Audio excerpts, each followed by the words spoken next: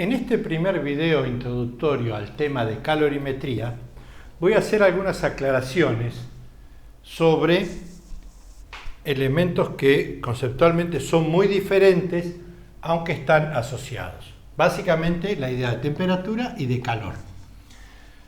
La temperatura es una manifestación de la energía cinética de los átomos en las moléculas que forman una sustancia. La temperatura sabemos lo que es porque tocamos algo caliente, tocamos algo y lo sentimos más caliente, más frío, más tibio.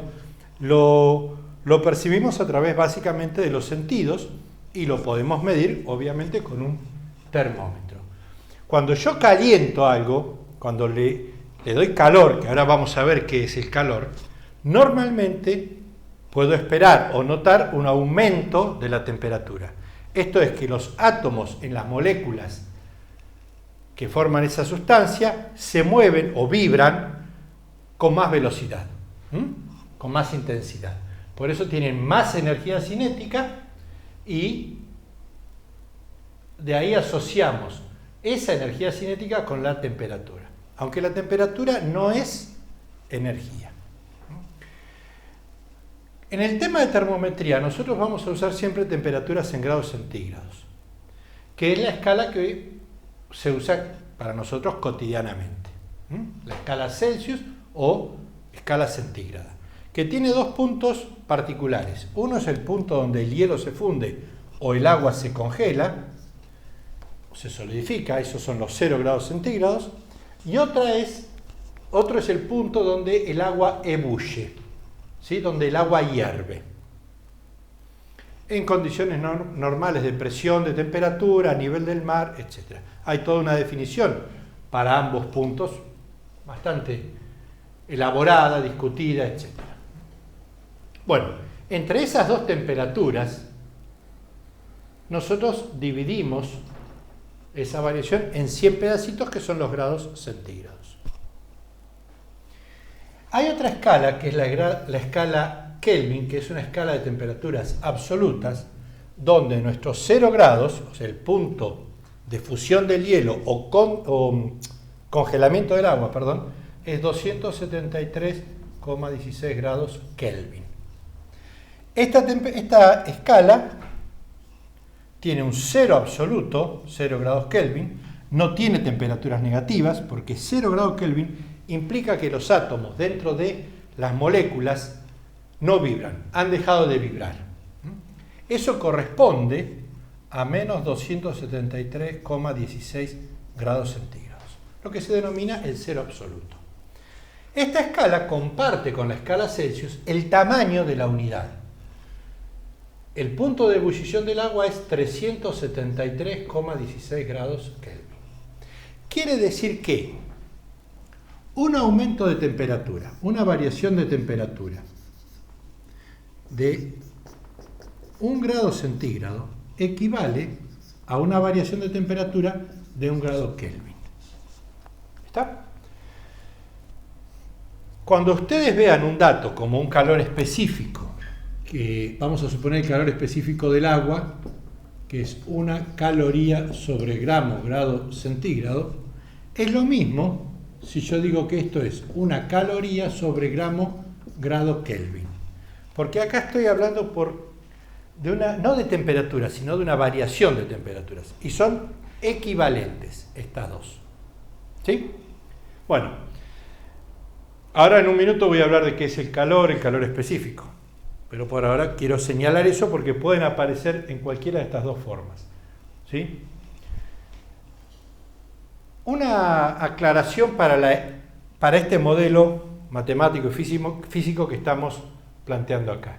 Acá hay demasiadas cosas idealizadas, pero la que más choca con la realidad es esta idea que vamos a desarrollar más adelante, que cuando yo le doy calor al agua, por un lado elevo la temperatura, y recién cuando llega a los 100 grados centígrados, el agua comienza a evaporarse. Vamos a partir de esa base, de esa idea. que se evapora recién cuando llega a los 100 grados centígrados.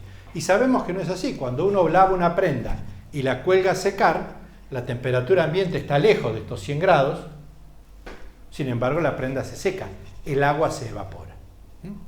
Pero para esta forma de ver las idas y vueltas de la energía y su asociación con la temperatura, nosotros vamos a partir de esa hipótesis. Si yo a un pedazo de hielo, a una porción de hielo que está a menos de 0 grados, le doy calor, todo ese calor se va a usar para subir su temperatura. Por ejemplo, en un freezer, el hielo suele estar a 18 grados centígrados negativos, bajo cero. Si yo lo caliento, lo que voy a hacer es subir toda la temperatura, del hielo, hasta 0 grados. Y ahí empieza a fundirse. Todo el calor que yo le doy se va a utilizar para fundir el hielo. Una vez que se fundió todo, ahí comienzo a calentar agua. Una vez que todo el agua se calentó hasta a 100 grados, recién ahí empieza a ebullir, a evaporarse. A ebullir y a evaporarse. Eso no está del todo, no acompaña del todo la realidad, pero es nuestro modelo. Bueno, esta aclaración de la temperatura es importante para que no se confundan. No estoy diciendo que estas dos sean lo mismo y que yo puedo usar esta temperatura o esta en cualquier problema. En calorimetría puedo usar temperaturas en grados Celsius, temperaturas en grados Kelvin, sin mezclarlas. Lo que no puedo hacer, por ejemplo, es en la ecuación de estados, P por B igual a N por R por T, utilizar acá una temperatura en grados Celsius o centígrados. Eso sería una barbaridad. Pero de todos modos, esto no es lo que estamos viendo nosotros. Nosotros estamos en otra situación. Bueno, a ver.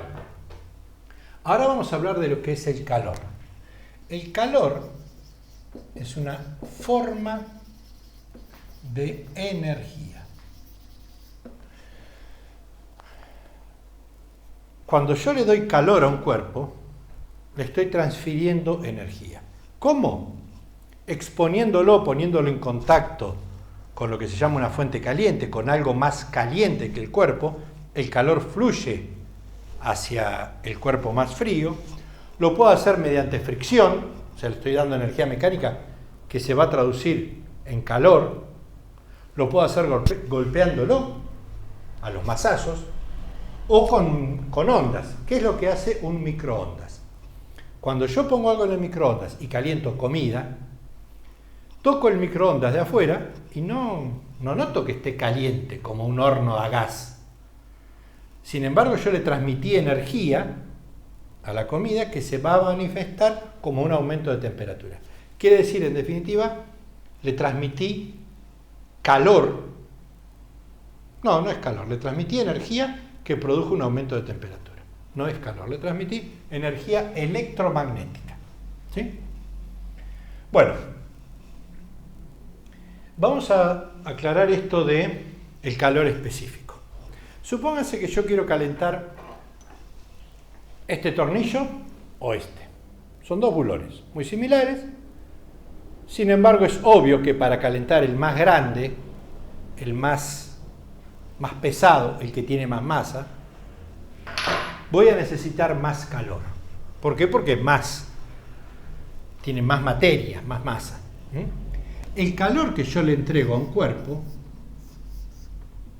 y que espero le produzca un cambio de temperatura, eso se llama calor sensible.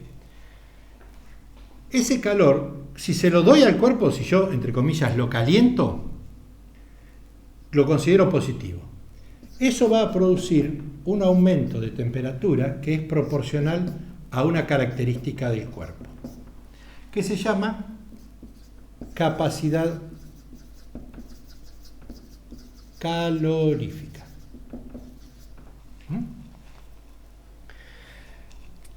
Este perno gordito, grandecito, tiene más capacidad calorífica que este. Podríamos decir que si tiene más capacidad calorífica voy a necesitar más calor para provocar el mismo aumento de temperatura, la misma variación de temperatura. Hay una forma más interesante o más cómoda de plantear esto, y es decir que el calor depende, o interpretar la capacidad calorífica como la masa por una propiedad del material. Esto es lo que se llama el calor específico. Sería la capacidad calorífica por cada gramo. Entonces, el calor que yo le entrego a un cuerpo es la masa por el calor específico por la temperatura final menos la temperatura inicial. ¿Sí? Cada sustancia tiene un calor específico diferente. Incluso el calor específico no es constante para una misma sustancia. Varía en función de la temperatura y alguna otra condición. Nosotros vamos a asumir que es constante. El calor específico del agua es 1 caloría por gramo por grado centígrado. Quiere decir que para calentar 1 gramo de agua y aumentar su temperatura en 1 grado centígrado, necesito lo que es una cantidad de energía equivalente a 1 caloría. Y eso varía con la temperatura. El hielo tiene un calor específico menor. Son 0,5 calorías por gramo por grado centígrado. Pero el hielo es agua, sí, pero está en otro estado. Y además, insisto, los calores específicos varían en función de la temperatura, y ahí tenemos de vuelta otra idealización del modelo, que es decir que esto es constante. Bueno, entonces, el calor es una forma de energía que yo le puedo transmitir a un cuerpo a través de una diferencia de temperatura o algún otro método, y que puedo esperar que produzca un aumento de la temperatura o algún cambio de estado. Cuando produce un aumento de la temperatura se denomina calor sensible. Y cuando yo le doy calor y resulta que lo que ocurre es que cambia de estado de sólido a líquido o de líquido a gaseoso, eso se llama calor latente. Latente es escondido, que no se ve, que no se aprecia a través del cambio de temperatura. En el próximo video hay un problema muy elemental, que es analizar qué pasa cuando yo caliento agua y le doy calor. ¿Sí? Bueno, una última aclaración. Si el calor es una forma de energía y yo la energía la medía en joules, la unidad de energía es newton por metro joule, tendría que haber una equivalencia. De hecho la hay. Una caloría equivale a 4,186 joules. Y deberíamos ayornarnos y trabajar con joule, no con calorías, porque esto pertenece al sistema internacional. Yo, por una cuestión de costumbre, de tradición, y porque todavía hay muchos problemas que hablan de calorías, muchos datos están expresados en calorías, voy a seguir hablando en calorías. Pero se puede trabajar perfectamente con joules, con las mismas fórmulas y los mismos conceptos. Obviamente, el calor específico del agua ya no va a ser 1, será 4,186 joule sobre grado Kelvin o grado centígrado. Si yo cambio todos los calores específicos y las cantidades de caloría a joule, no tengo ningún problema. Vamos a ver ahora un concepto más, que es el concepto de un calorímetro. ¿Qué es un calorímetro? Bueno, en muchos problemas yo voy a decir, tengo un calorímetro y dentro del calorímetro hay agua y la mezclo con un cubito de hielo a cierta temperatura. ¿Cuál es la temperatura de equilibrio, la temperatura final de la mezcla? Un calorímetro es un recipiente que impide, de alguna manera, que se escape el calor, que entre o que salga calor, porque está tapado, bien tapado, porque está hecho de algún material o revestido de alguna manera que minimiza este calor, ¿sí? Y este calor que se pierde, que se escapa o que puede llegar a ingresar, decimos que es cero, prácticamente cero. Esto es un calorímetro ideal. Bueno, también un calorímetro implica que estoy midiendo algo. Yo tengo que poder medir bien la temperatura. Pongo un termómetro acá y puedo medir qué temperatura tiene la mezcla. Si bien yo logro que este calor que se escapa o que entra furtivamente sea cero a través de un aislamiento, yo plantearía que un calorímetro aislado es otra cosa. Un calorímetro aislado es aquel que no intercambia calor con el medio. Pero en algunos problemas yo tengo que le meto calor al calorímetro de alguna manera. ¿Cómo? A través de una corriente eléctrica, con una resistencia, etcétera, o de alguna manera. Ese sería un calorímetro ideal donde le puedo meter calor mediante una corriente eléctrica o sacarle calor de alguna manera, pero no lo pierde por las paredes. Si mi calorímetro está aislado,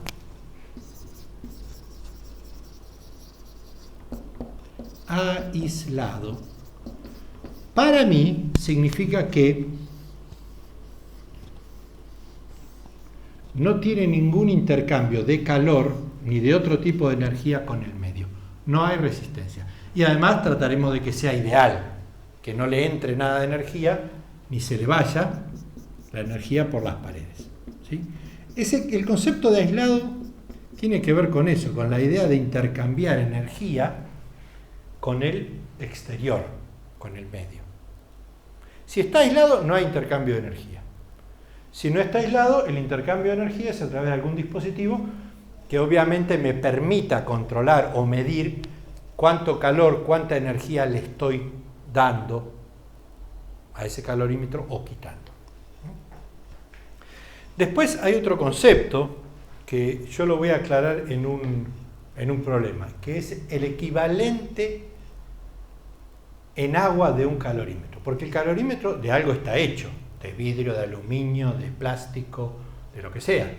Y ese calorímetro, algo de calor, va, entre comillas, a absorber, o sea, va a participar en la ida y vuelta del calor entre los elementos que yo mezcle, aunque no pierda nada. Bueno, cuando tengo que tener en cuenta el calorímetro, lo voy a aclarar. Y normalmente me voy a manejar con un concepto que es el de equivalente en agua. Yo en un problema casi al final lo aclaro eso.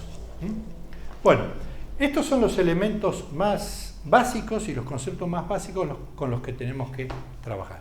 En el próximo problema vamos a hacer ya un análisis con un gráfico de los efectos del calor sobre el agua y sobre el hielo.